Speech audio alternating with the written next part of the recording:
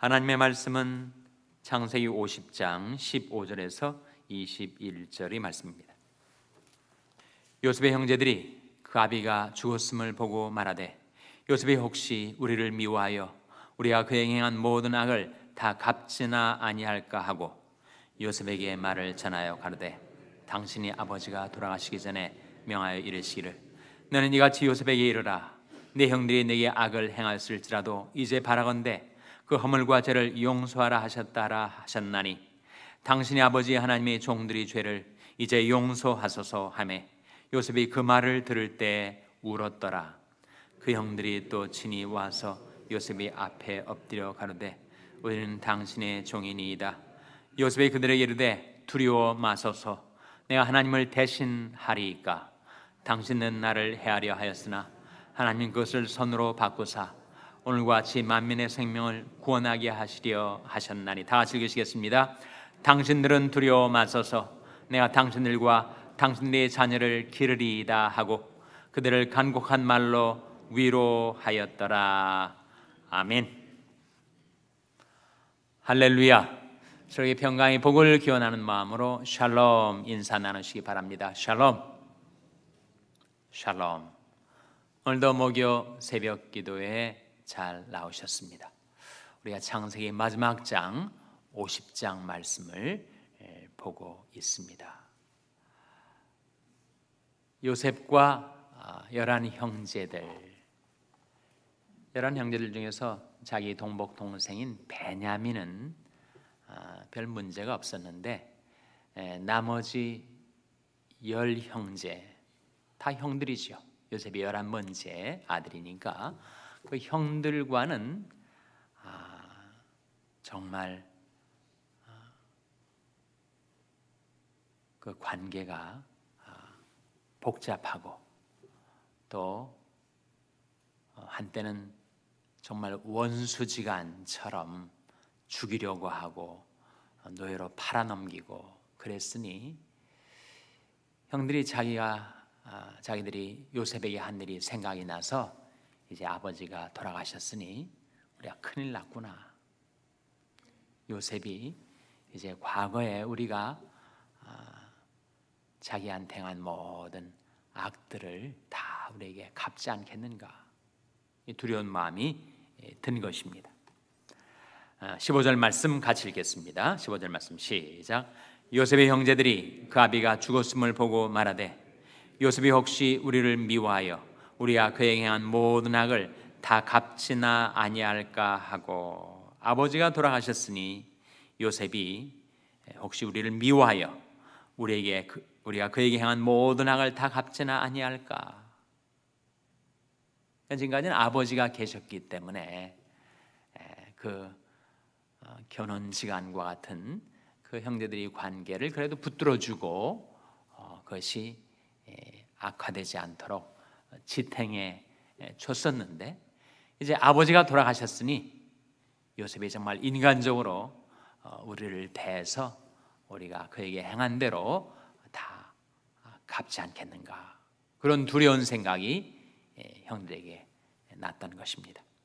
그래서 요셉에게 이렇게 말을 합니다. 16절 말씀에 요셉에게 말을 전하여 가로되 당신의 아버지가 돌아가시기 전에 명하여 이르시기를 너는 이같이 요셉에게 이르라 내 형들이 내게 악을 행하였을지라도 이제 바라건대 그 허물과 죄를 용서하라 하셨다라 하셨나니. 그러니까 아버지께서 유언과 같이 남기신 그 말씀으로 형들이 피하려 했던 거죠. 정말 이것이 야곱 살아생전에 그 11 형제들에게 또는 10 형제들에게 실제로 했던 말씀인가?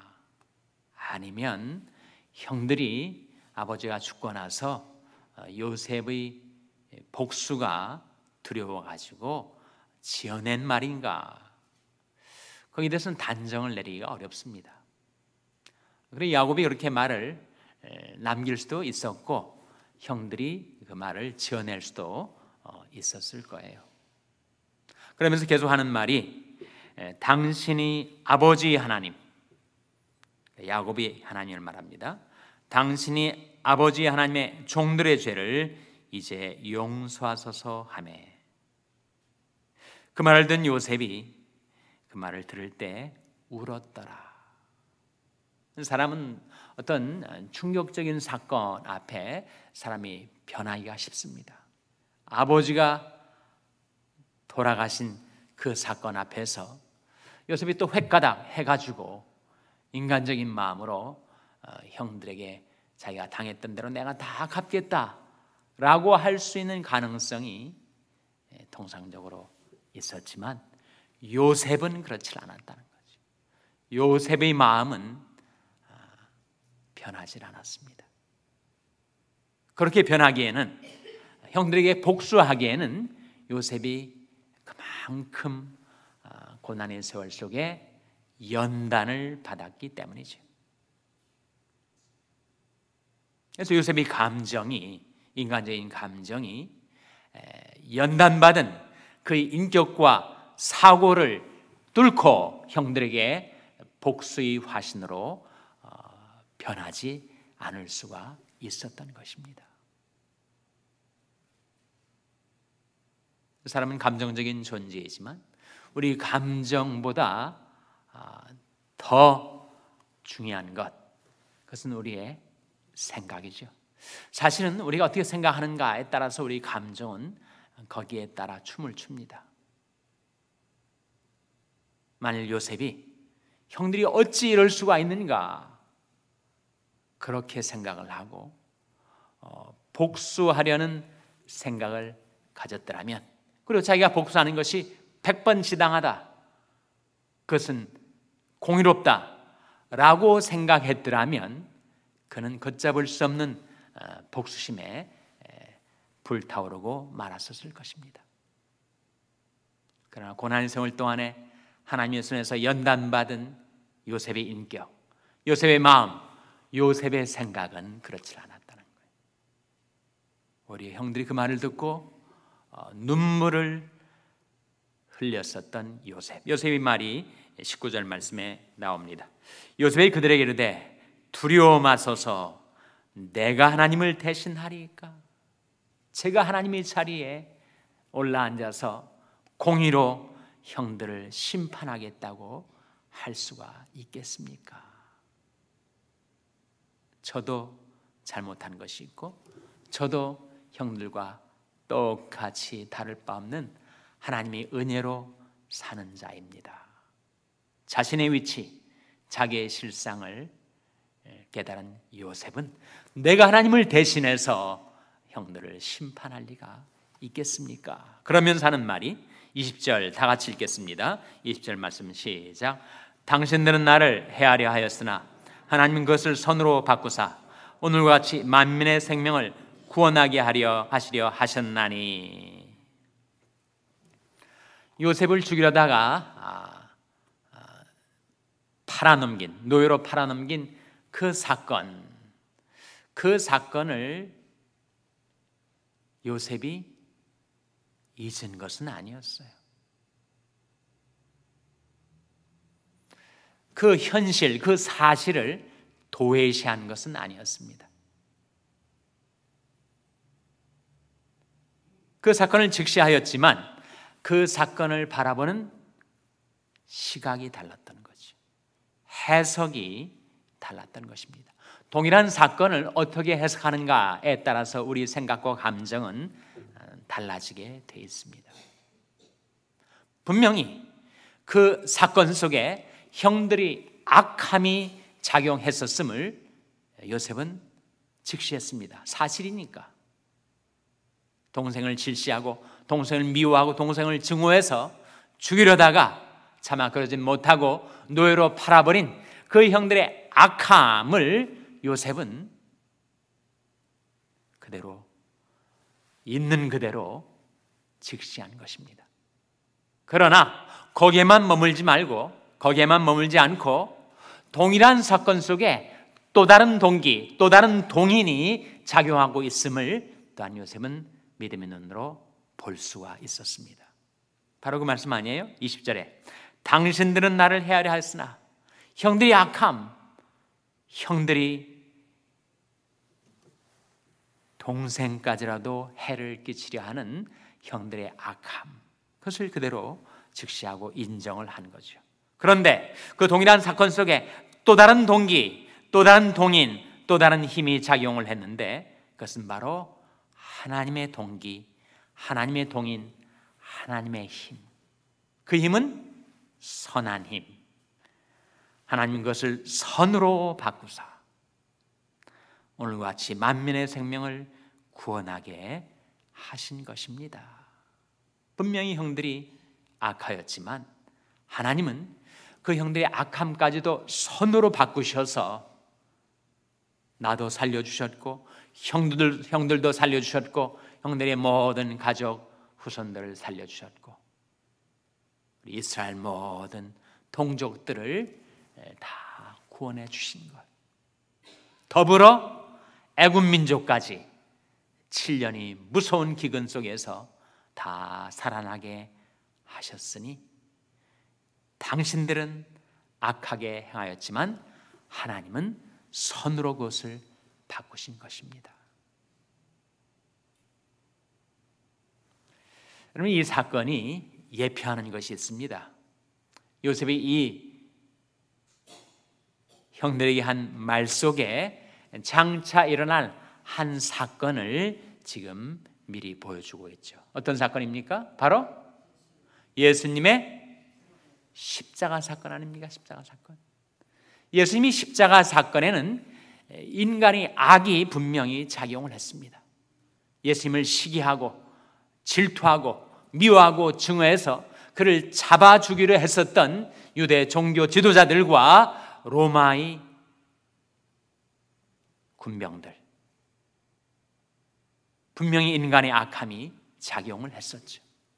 예수님이 십자가를 놓고 그것은 유대의 교권과 로마의 정권이 야합의 산물이다라고 하는 것처럼 정말 그 당시의 인류의 대표자들 속에 온 인류의 죄악이 예수님을 해하려 하는 그 동기가 작용했었단 말이죠. 그런데 동일한 그 십자가 사건 속에 또 다른 동기, 또 다른 동인, 또 다른 힘이 작용을 했는데 그것은 바로 그것을 합력하여 선으로 바꾸셔서 만민의 죄를 대속하려 하시는 하나님의 섭리가 미치고 있었다. 분명히 십자가 속에는 그 정반대의 두 힘이 작용합니다.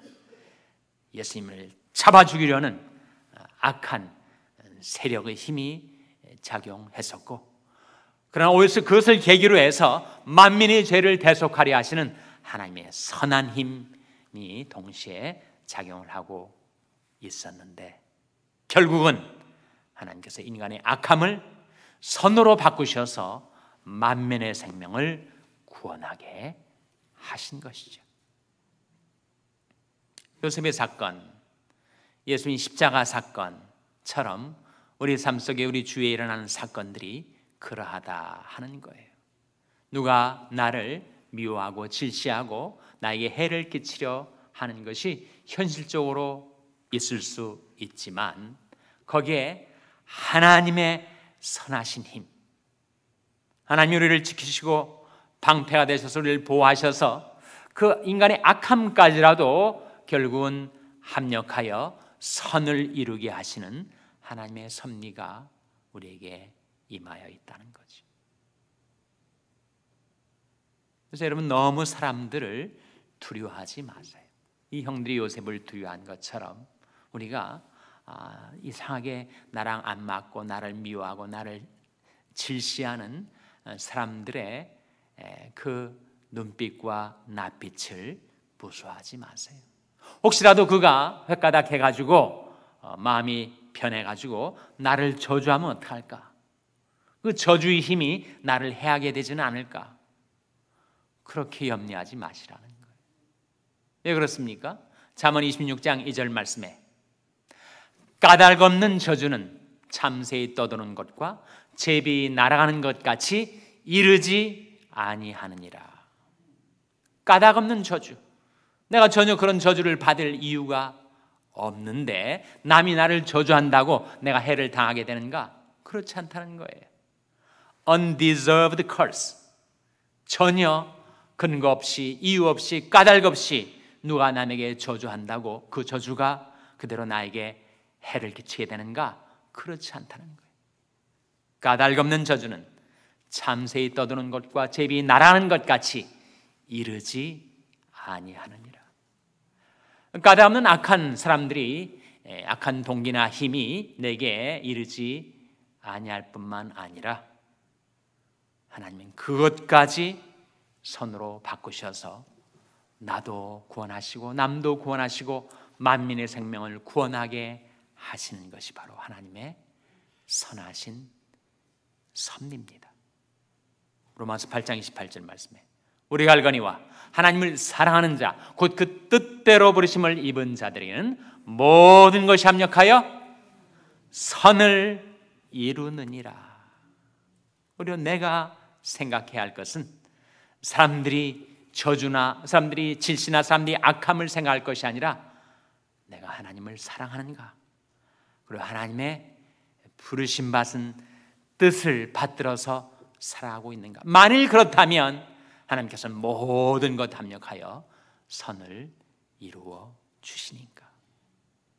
너 하나님께 이끌리어 소망 잃지 않고 하나님께서 어떻게 내 삶에 주위에 일어난 모든 사건과 인물, 문제들까지 다 포함하여 여러분을 위하여 하나님을 사랑하고 그 뜻대로 부르심을 입은 여러분을 위하여 모든 것 합력하여 선을 이루어 주시는지 소망 가운데 바라보고 주를 찬송하며 살아가게 되시기를 주님의 이름으로 축원합니다.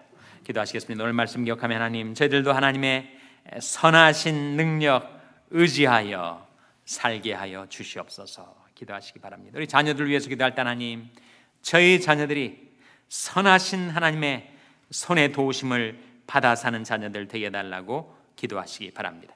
병성에 연약한 지체들을 위해서 기도하실 때 주님의 권능의 손으로 붙들어 주시고 고쳐주시고 회복시켜 주시옵소서. 위하여 기도해 주시기 바랍니다. 우리 샬롬교회를 위해서 기도하실 때 하나님, 저희 샬롬교회가 하나님의 선하신 능력을 의지하여 하나님의 섭리 가운데 행하는 교회가 되게 해달라고 기도해 주시기 바랍니다.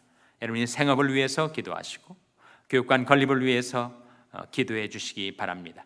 뉴호프 미션 조성도 목사님을 위해서 기도해 주시기 바랍니다. 하나님, 이 아침에 나온 저희들을 성령으로 충만케 하여 주시옵소서. 이와 같은 제목들로 우리 합심해서 기도하겠습니다.